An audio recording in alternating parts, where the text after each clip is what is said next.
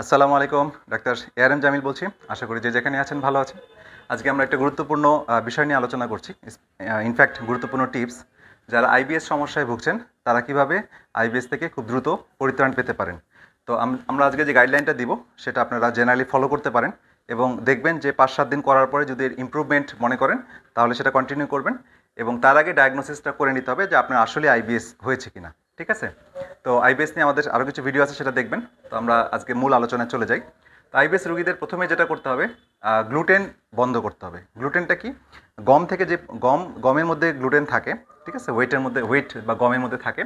তো এই গ্লুটেনটা একটা প্রোটিন যেটা আমাদের সেন্সিটিভিটি বা অ্যালার্জিক প্রবণতা তৈরি করে গাটে।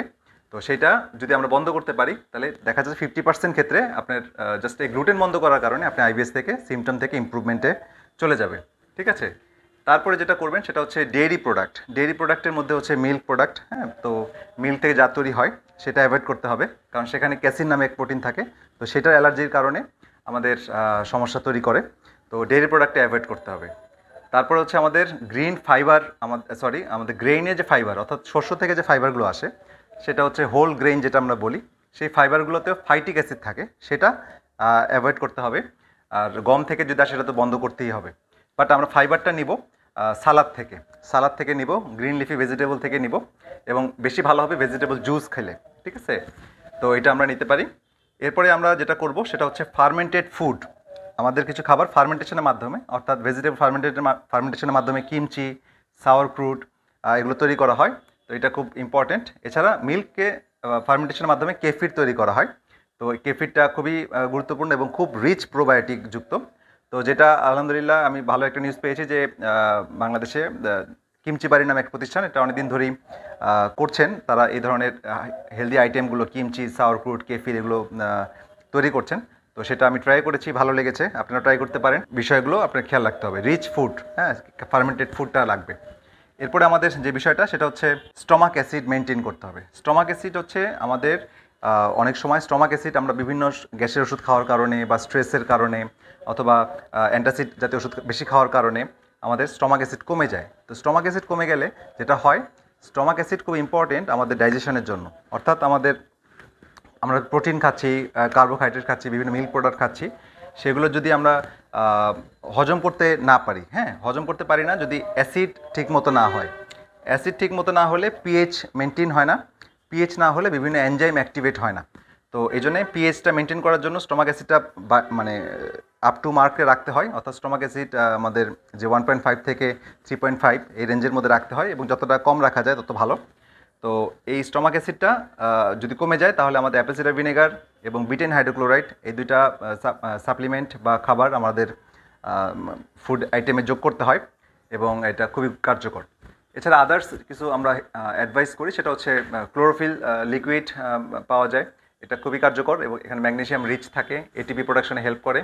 ভেজিটেবল জুস, এটা ক্লোরোফিলের বিকল্প হিসেবেও খাওয়া যেতে পারে, গ্রিন লিফি ভেজিটেবল। গ্লুটামিন একটা অ্যামাইনো অ্যাসিড যেটা আমাদের লিকি গাটকে হেল্প করে, কারণ আইবিএস সমস্যার মেইন প্যাথোলজির হচ্ছে লিকি গাট, অর্থাৎ গাটগুলোর সেলগুলোর মাঝখানে গ্যাপ তৈরি হয়ে থাকে প্রোটিন বা অ্যালার্জি ইনজুরির কারণে।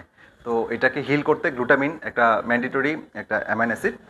এছাড়া আমাদের স্ট্রেস কমিয়ে রাখতে হবে লাইফে। স্ট্রেস আমাদের এই ডাইজেশন বা সিম্প্যাথেটিক প্যারাসিম্প্যাথিক অ্যাক্টিভিটিগুলোকে ডিস্টার্ব করে, অথবা অটোনমিক নার্ভাস সিস্টেমকে ডিস্টার্ব করে।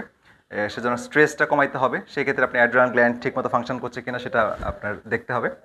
আর সবচেয়ে গুরুত্বপূর্ণ হচ্ছে যে ফাস্টিং, অর্থাৎ না খেয়ে থাকা।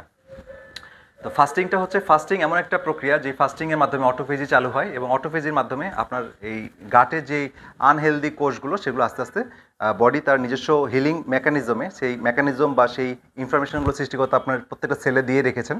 তো তাকে জাস্ট রেস্ট দিলে সে তখন সেটাকে আবার রিজেনারেট করে সুন্দর একটা ফর্মে নিয়ে আসতে পারে।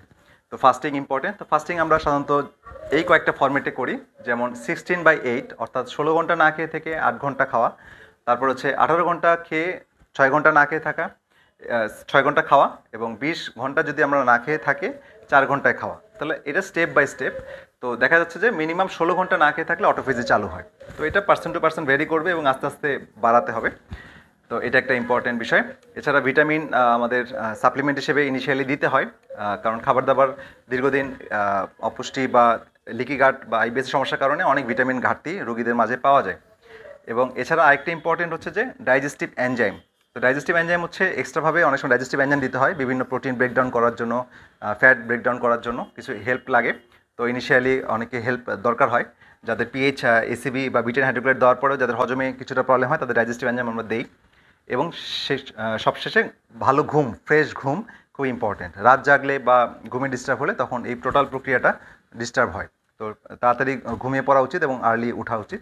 তো এই প্যাটার্নটা যদি আমরা ফলো করতে পারি, স্পেশালি গ্লুটেনটা বারবার বলছি, গ্লুটেনটা অ্যাভয়েড করে দেখবেন যে 50% ক্ষেত্রে শুধু গ্লুটেন দিয়ে আপনার কমে যাবে।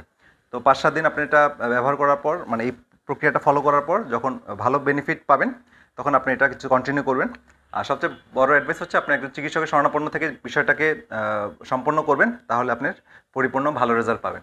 আর আরেকটা জিনিস আমি আবার রিপিট করছি, মানে বলছি, যেখানে অ্যাড করছি, সেটা হচ্ছে ভেজিটেবল অয়েল অ্যাভয়েড করতে হবে। ভেজিটেবল অয়েলের মধ্যে ওমেগা 6 থাকে, তো যেটা হচ্ছে ইনফ্লামেটরি।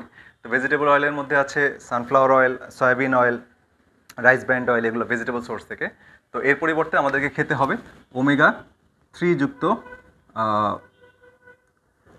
অয়েল। যেমন এখানে আমাদের ঘানি ভাঙা সরিষার তেল, extra virgin coconut oil, extra virgin olive oil, অ্যালমন্ডের অয়েল, এগুলো আমরা খেতে পারি। ফিশ অয়েল, ঠিক আছে, এগুলো খুব রিচ ওমেগা 3।